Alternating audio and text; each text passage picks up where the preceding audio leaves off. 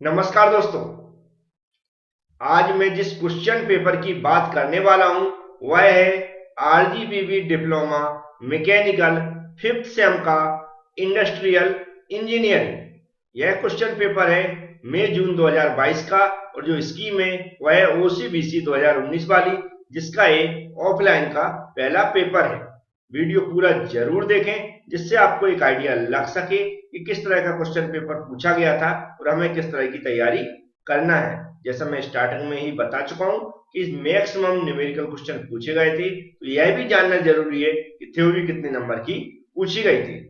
AB classes आपको download कर लें, इसकी डिस्क्रिप्शन बॉक्स में मैंने लिंक दे रखी है। इस पर मैंने मैक्सिमम नोट्स अपलोड कर दिए हैं। जो आपको सेक्शन है थ्योरी एग्जाम वाला उसको ज्वाइन कर लें। तो चलते हैं, स्टार्ट करते हैं आज का वीडियो।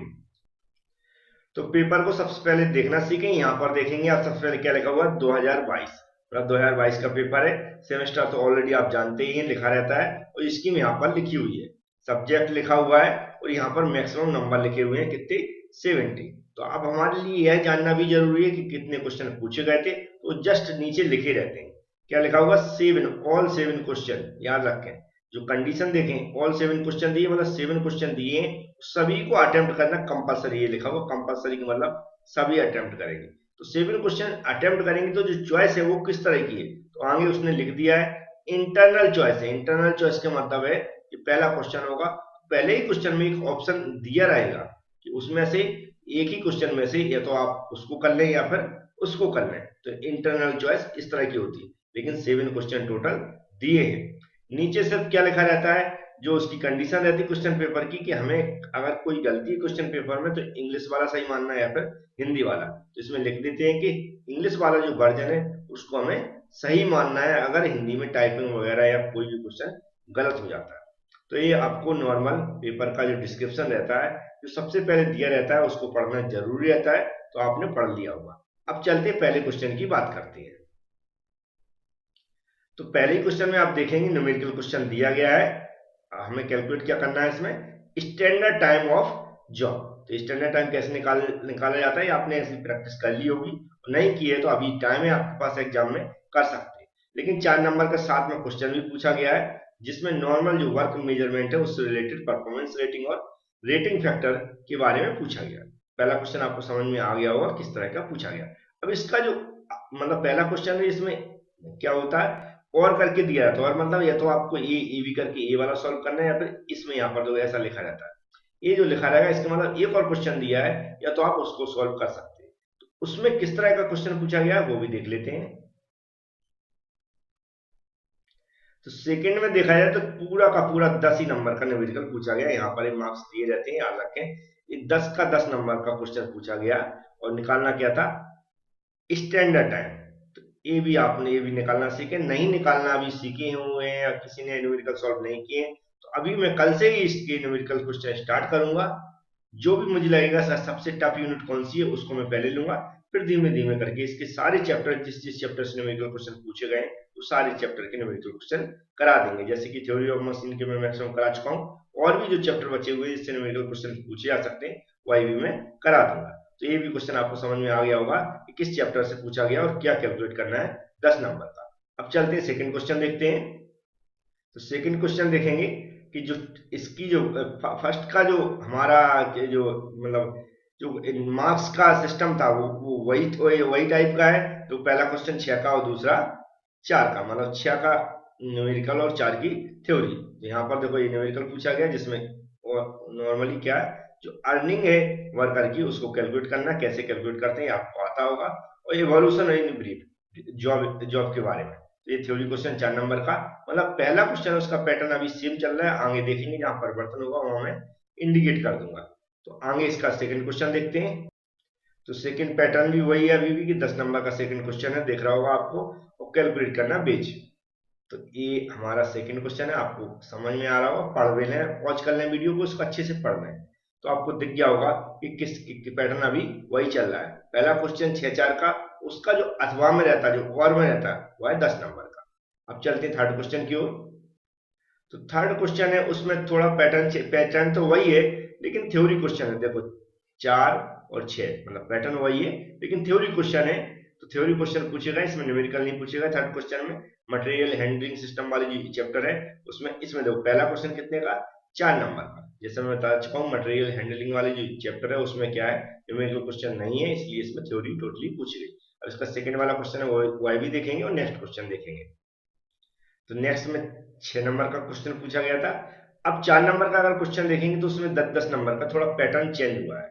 जैसा मैंने बताया, आगे मैं बता दूंगा जब भी पैटर्न चेंज हुआ, तो यहाँ पर 10 नंबर, क्योंकि एक कर्व वाला है जो सैम्पलिंग प्लान वगैरह है, वो प्लान को भी बहुत सारा ड्रॉ करना पड़ता है, हमें पूरा चार्ट वगैरह बनाना पड़ता है। तो इसको भी आप अच्छे से देख लें, 10-10 नंबर का क्वेश्चन पूछा गया था। अब इसका नेक्स्ट क्वेश्चन है उसको भी देखते हैं। फिफ्थ क्वेश्चन 10 नंबर का न्यूमेरिकल पूछा गया, लेकिन जो नेटवर्क हम ड्रॉ करते हैं आपको याद होगा, तो उसको आप अच्छे से सीख लें, और इसको मैं आगे बताऊंगा जरूर ड्रॉ करना कैसे ड्रॉ करते हैं, तो ऐसा घबराने की जरूरत नहीं है। मैक्सिमम न्यूमेरिकल मैं करा दूंगा एग्जाम से पहले, अभी स्टार्ट हो जाएंगे, आपकी अच्छी से तैयारी करवा दूंगा। तो ये देखो ईपीओ और एलपीओ निकालना था, नेटवर्क ड्रॉ करना था, क्रिटिकल पाथ और ये हमारा टोटल प्रोजेक्ट ड्यूरेशन, ये सब कुछ हमें कैलकुलेट करना है इसके अंदर। यहाँ पर ड्यूरेशन वगैरह दिया रहता है, न्यूमेरिकल आपने देखे होंगे, नहीं देखे हो तो जो इंडस्ट्रियल मैनेजमेंट है आईएम की बुक होती है आपकी लाइब्रेरी वगैरह में होगी, उसको लाइब्रेरी से इशू करा लें, तो उसमें इस तरह के क्वेश्चन दिए गए। याद रखें इंडस्ट्रियल इंजीनियरिंग की जो बुक है उसमें न्यूमेरिकल नहीं दिए गए। किसमें दिए, आईएम की बुक में। इंडस्ट्रियल मैनेजमेंट की बुक में न्यूमेरिकल्स दिए हैं, तो उसको आप इशू करा लें, उससे पढ़ लें। अब चलते हैं नेक्स्ट क्वेश्चन की ओर। अब उसका जो क्वेश्चन दिया और मैं आपको देखना है, एवी प्रोजेक्ट वही है कि नेटवर्क से रिलेटेड एक क्वेश्चन हमने बदल दिया और कैलकुलेशन क्या करना वह भी थोड़ा सा परिवर्तन कर दिया। याद रखें किसकी बुक है, हम बताते हैं अभी, क्योंकि बहुत सारे बच्चे अभी कंफ्यूज हैं। इंडस्ट्रियल मैनेजमेंट, इस सभी की लाइब्रेरी, क्योंकि पहले क्या होता था हमारा सब्जेक्ट आईएम और आई दोनों ही पेपर अलग अलग थे, लेकिन उनने क्या किया अभी नए सिलेबस में ओसीबीसी में दोनों को मर्ज कर दिया, प्लस कर दिया, मतलब एक ही सब्जेक्ट बता दिया, industrial engineering and QSC, quality control. तो इसमें ये शामिल कर दिया है। तो इसको मैंने बता दिया, आईएम की बुक निकाल के आप इसको सॉल्व करके जो भी उसकी प्रॉब्लम दी है उसको सबको सॉल्व कर लें, कोई ना कोई प्रॉब्लम आ जाएगी या उसी तरह की पूछी जाएगी। अब नेक्स्ट क्वेश्चन की ओर बढ़ते हैं। तो नेक्स्ट क्वेश्चन 6 नंबर का, उसका भी पैटर्न देखो 10 नंबर का है, 10 नंबर का क्वेश्चन ऊपर का, 10 नंबर का उसकी जो और में दिया है। इसमें डेफिनेशन छोटी छोटी पूछ गई, ये इन्वेंट्री से रिलेटेड है पूरा क्वेश्चन। तो आपको इस कुछ समझ में आ रहा होगा किस तरह का पेपर है। मतलब ये कह सकते हैं इंडस्ट्रियल इंजीनियरिंग नॉर्मल पढ़ के हम नहीं निकाल सकते, थोड़ी सी हमें स्टडी करना पड़ेगी, समय देना पड़ेगा सब्जेक्ट, तभी हम इसको निकाल सकते हैं। थ्योरी भी इजी नहीं पूछी गई, याद रखें। तो इंडस्ट्रियल इंजीनियरिंग को सीरियस लें थ्योरी ऑफ मशीन की तरह, क्योंकि मैंने देखा मैक्सिमम बच्चों को यही सोचना है, थ्योरी ऑफ मशीन को सीरियस ले रहे हैं, उसके न्यूमेरिकल सॉल्व कर रहे हैं, लेकिन इंडस्ट्रियल इंजीनियरिंग को बहुत ही लाइट ले रहे हैं। तो इसको सीरियस लेना है, नहीं तो रुक जाएगा। चलते हैं, अब नेक्स्ट क्वेश्चन है उसको देखते हैं। तो नेक्स्ट क्वेश्चन वह क्वेश्चन है जिसके सबसे ज्यादा हमारे पास मैसेज और कॉल आ रहे हैं, इकोनॉमिक्स ऑर्डर क्वांटिटी के ऊपर। 10-10 नंबर का रेशो पूछा गया, पहला 10 था और इसके अथवा में भी 10 है। पहले 10 में भी देखो, आपको ये थ्योरी ना समझे, ये डेरिवेशन है। क्या है, हमें डेरिवेशन है expression for economic order quantity also explain each term, ठीक है, ईच टर्म करना और एक्सप्रेशन मतलब उसका डेरिवेशन निकालना, जो फॉर्मूला होता है और कैसे बनता है। तो ये भी वैसा नहीं समझे कि थ्योरी है हमें कुछ भी लिख के आना, इसको भी हमें सीखना है। और नेक्स्ट उसी पर एक न्यूमेरिकल दिया गया है इकोनॉमिक ऑर्डर क्वांटिटी, तो ये अब भी हमें अच्छे से आना चाहिए। अब ये भी कहाँ मिलेगा आपको, तो मैं फिर से बता दूं कि इंडस्ट्रियल जो मैनेजमेंट है आईएम की बुक, उसको आप इशू करा लें, ये उसमें भी मिल जाएगा। और उसी बुक से मैं बता दूं आपको, मैं कल से हो सकता है सबसे पहले इसका डेरिवेशन कराऊंगा, फिर इसके न्यूमेरिकल जितने भी बनते हैं मुझे लगता है ये पूछे जा सकते हैं, वो न्यूमेरिकल कराऊंगा। तो कल से ही आई के न्यूमेरिकल्स और जो भी डेरिवेशन है जो मुझे लगता है पूछे जा सकते हैं वह मैं स्टार्ट कर रहा हूँ। चैनल को सब्सक्राइब कर लें ध्यान से और बेल आइकन पर क्लिक कर लें, जिससे कि आने वाले वीडियो के नोटिफिकेशन आपके पास पहुंच सके। इसके अलावा हमारी एप्लीकेशन डाउनलोड जरूर करें, उसमें आपको सभी प्रकार के नोट्स मिलेंगे जो आपको बुक में नहीं मिलेंगे। और जो कीमत रखी आप याद रखें, पूरा कंप्लीट सिलेबस का जो नोट्स होगा वहाँ लॉक होता है, उसको अनलॉक कर लें सिर्फ 70 रुपए में। और सभी अनलॉक आपको जो लॉक है वह अनलॉक हो जाएंगे सिर्फ 70 रुपए, किसी एक लॉक पर क्लिक करके पे करोगे। इसके अलावा आप क्यू भी कितने की 120 की खरीदते हो या 130 की, है ना, लेकिन उसमें आपको देखा होगा सिलेबस नहीं मिलता है पूरा कंप्लीट। लेकिन यहाँ पर मैं वीडियो लेक्चर अगर नहीं भी है, कोई आपको लगता है, तो वीडियो लेक्चर स्पेशल आपके लिए प्रोवाइड कराऊंगा और नोट्स तो कराऊंगा ही। तो उम्मीद है वीडियो पसंद आया होगा। लाइक करें, शेयर करें। Thank you friends.